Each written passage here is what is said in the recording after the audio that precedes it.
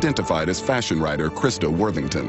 But the way she was lying on the floor, it was obvious that something horrible had happened to her. It takes police 4 years to bring her killer to trial. He seemed like someone who fit the profile of what people wanted the defendant to be.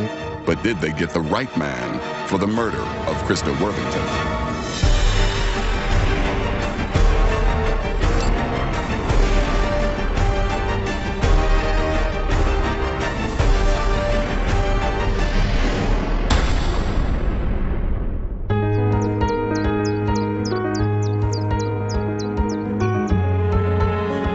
Krista Worthington has a glamorous career as a fashion writer.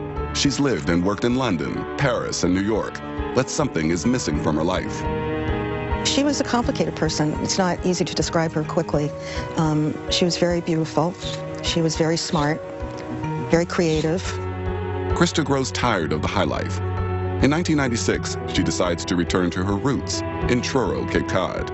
Truro has been our home, really kind of the heart of our family. Our grandparents were here for over 80 years.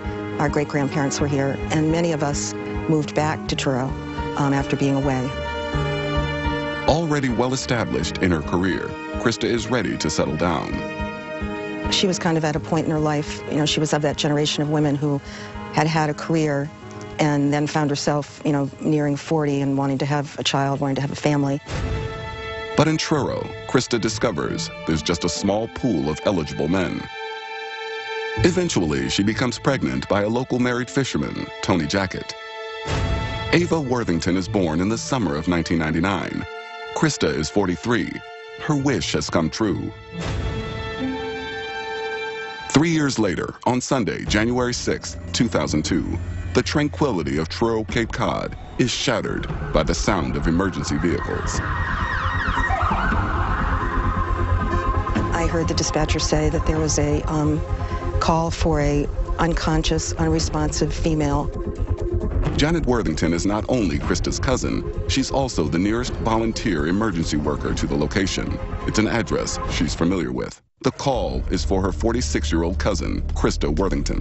When Janet arrives at the house, she finds Krista's front door is damaged. I ran into the house. I really didn't know what was going on. And she was lying on the floor, and she was obviously gone. Krista is lying on her back, naked from the waist down. Blood has oozed from her nose and behind her ear. Her body has stiffened due to rigor mortis. Krista's murder comes as a terrible shock to the small, laid-back Cape Cod community. In the weeks that follow, police interview several suspects. Their first is Tony Jackett, the father of Krista's child. She was pressing him for financial support for Ava, but she is dead before the dispute is settled. Jackett passes a polygraph test, and his DNA does not match any at the crime scene, so he's removed from the list of suspects. The police turn their attention to Tim Arnold, Krista's ex-boyfriend. His DNA matches the semen found on the blanket used to cover Krista's body. He admits having consensual sex with her months before, but denies killing her. He, too, passes a polygraph test, so he's not investigated further. And so, the trail goes cold. 2 years after the murder, police still have not found the killer. So in July 2004, they ask anyone who had routine contact with Krista to submit their DNA.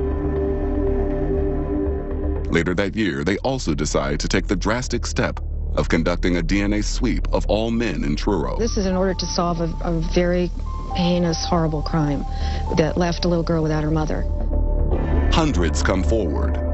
Forensic teams begin analyzing the DNA samples that also include the samples volunteered months before.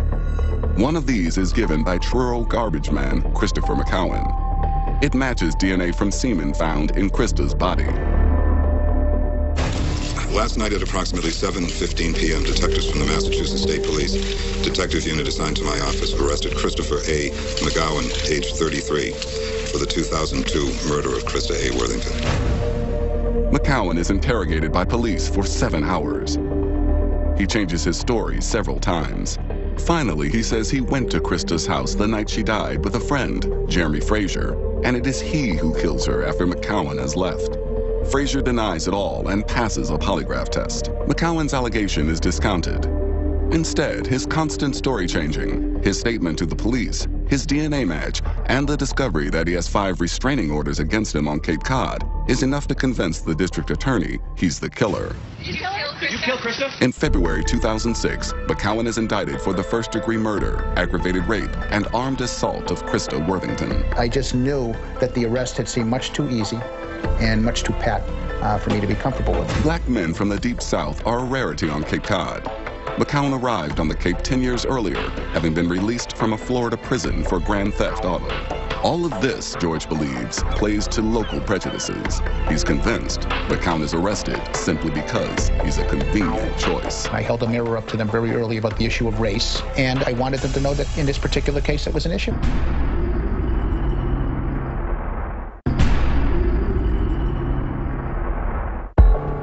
Charged with the murder of Krista Worthington, Christopher McCowan's trial begins on October 18, 2006. The prosecution is led by local Cape Cod Assistant DA Robert Welsh III. McCowan's defense attorney is Robert George. George realizes that opening statements by the defense are optional, but in this case, he believes he has no choice but to give one. I've always believed that you have to give an opening statement, especially in a case like this, where all of the gruesome evidence is going to be laid out by the prosecutor in his opening. You know, a prosecutor's best friend is a bloody crime, a horrendous crime, an outrageous crime, because it shocks people, into voting guilty. George tells the jury to concentrate only on the evidence and reminds them of one matter he believes to be critical. I pounded home the different issues that I wanted the jury to pay attention to, and I let them know, very early on. I held a mirror up to them very early about the issue of race, I wanted them to know that they, in this particular case, it was an issue. George aims to follow a dual strategy. First, he wants to get McCowan's statement to the police ruled inadmissible. He argues that he changed his story so many times, it simply cannot be relied upon. He does not deny that his client had sex with Krista. As a second line of defense, he'll try to show that while Krista and McCowan had sex, this doesn't make him either a rapist or a killer. George begins with McCowan's statement. The chief investigator in the case didn't write that statement until 6 days later. He wrote it from his own notes. He wrote it from memory. This 27-page report written from memory that purports to be McCowan's statement that was not signed by McCowan, was not read by McCowan, was not tape recorded, was not audio taped, was not videotaped. Despite George's argument, the judge allows the statement to be admitted. George tells the jury that even if they hear the contents of the statement, they should ignore it. I want you to try to imagine if it was you, or if it was someone you cared about, or someone that you loved. Would you want someone in your family to be interviewed for 5.5 to 6 hours without food, without drink, without sleep? Would you want that person interviewed, interrogated? Now, interviewed's different. This isn't like applying for a job. You're being interrogated. There's all kinds of psychological warfare going on. Having won the argument over the statement, the prosecution calls their first witness, Janet Worthington. I felt that what they wanted me to testify to was what Krista looked like when I found her, and the violent, awful nature of it. She seemed to me to be almost posed by the person that had killed her, and by that I mean her right leg it looked as if her leg had been placed in the bottom bookshelf in the hallway where she was lying. And, so that she was exposed in the most awful way. And it was shocking. And, you just thought whoever did this was making some kind of statement. And I think that's what I testified to, and that's what, the prosecution wanted to have on record. In cross-examination, Robert George goes on the attack. He basically tried to discredit me entirely, and it was awful. It was an awful experience. George argues that Janet herself changed her story. First, she told police she went no further than the doorway of Krista's house. But when later interviewed on television, she claims to have checked Krista's pulse. George's aim is simply to sow seeds of doubt about the prosecution's version of events. The prosecution's next witness is Dr. Henry Niels. He's the assistant to the medical examiner who conducted the autopsy. He tells the jury that Krista was killed by a single knife wound. She was stabbed with such ferocity that the knife passed through her body and nicked the floorboards beneath. But then George sets out to prove reasonable doubt by picking apart the forensic evidence. I was able to push him back almost 48 hours on time of death.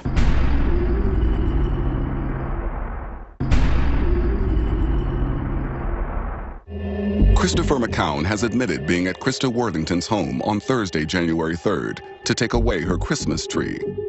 It's his normal day for collecting garbage on her block. This is the day the prosecution says he murdered her.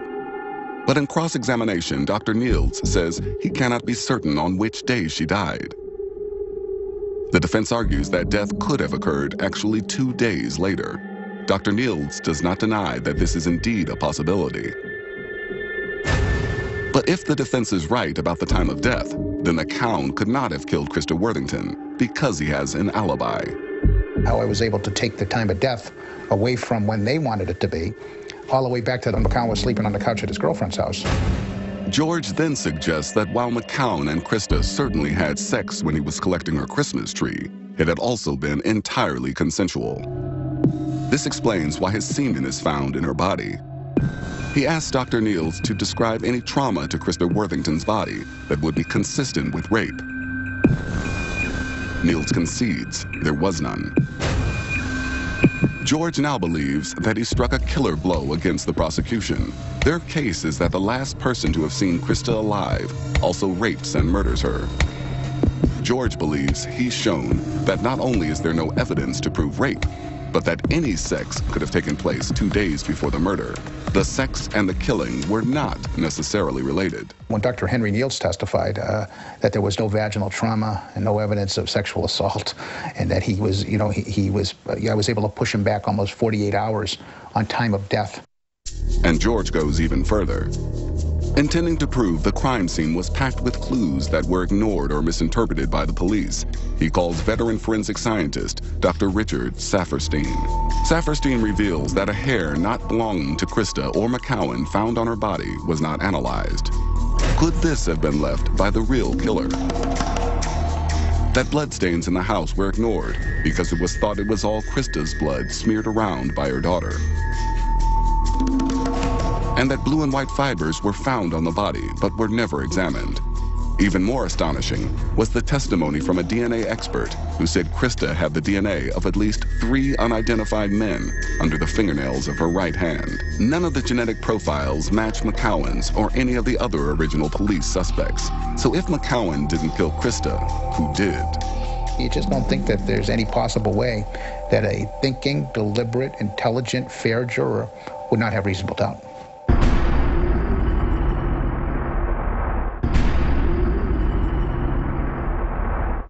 At the trial of Christopher McCowan, his defense team puts forward an alternative suspect, McCowan's friend and alleged drug dealer, Jeremy Frazier. The defense argues the police have failed to investigate him properly. Frazier testifies that on the night Krista was killed, he was wearing a blue and white sweater.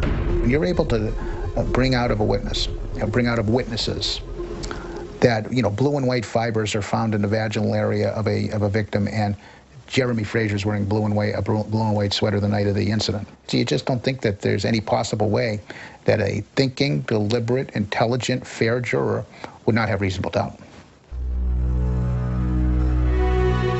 Frazier denies Robert George's accusations, and he isn't the man on trial. The fact remains, the semen found on Krista's body belongs to McCowan. In his closing argument, George sums up why the jury should have reasonable doubt about the guilt of Christopher McCowan. He reiterates his key statements: that Krista was not raped, that the crime scene was mishandled, and that the time of her death may have been miscalculated, giving McCowan an alibi. 3 weeks after the trial opened, the jury retires to deliberate. The jury deliberations dragged on for so many days and turned out to be one of the longest deliberations in the history of Massachusetts. On November 17, 2006, more than a week after deliberations began, the jury gives their verdict. They find McCowan guilty of all charges. I was shocked and disgusted, although I had a feeling I knew what was coming. At his sentencing hearing, McCowan addresses the court for the first time. I feel sorry for the Pilgrim's family, her daughter, and her. All I can say is that I'm an innocent man in this case. Despite his plea, the judge hands down the maximum sentence. Hereby sentence you to be in prison at the Massachusetts Correctional Institution at Cedar Junction for and during the term of your natural life without the possibility of parole. For the Worthington family of Cape Cod, no sentence will compensate them for the loss of their loved one. You know, people say, oh, at least you had some closure. It didn't feel that way to me. It just, you know, in some ways it confirms your worst fears about what happened to your loved one. I think for my family and for me, it was shattering, and it continues. I mean, it shattered our lives, and our lives have not been the same and probably won't ever be the same. There are still a few twists in this case. Just over a year after the trial, Robert George is handed evidence from one of the jurors accusing fellow jurors of being racist. George argues his client did not receive a fair trial and that perhaps the jury made up their mind long before it even began. I was disgusted that any juror could just put it all aside and vote guilty because they thought he was guilty. Just remember, thinking someone's guilty is not enough. Thinking they're probably guilty, possibly guilty, most likely guilty, you know, I think he's guilty, that is not enough. The original trial judge, Gary Nickerson, takes the allegations seriously and recalls the jury to face questioning. But after a lengthy investigation, in April 2008, he rules that the charges of racism are unfounded and that the trial was fair.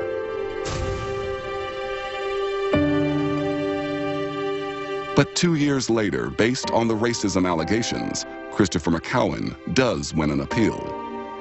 The court takes an unusually long time, over 7 months, to reach a decision. In December 2010, his conviction is upheld. Most on Cape Cod have no doubt that the right man is behind bars. I don't believe that she was having consensual sex with this guy. I just don't think she was. And I think the fact that DNA was found on her, you know, DNA is DNA. It's pretty conclusive. And that's how I look at it. Today, Christopher McCowan remains in prison with no prospect of release.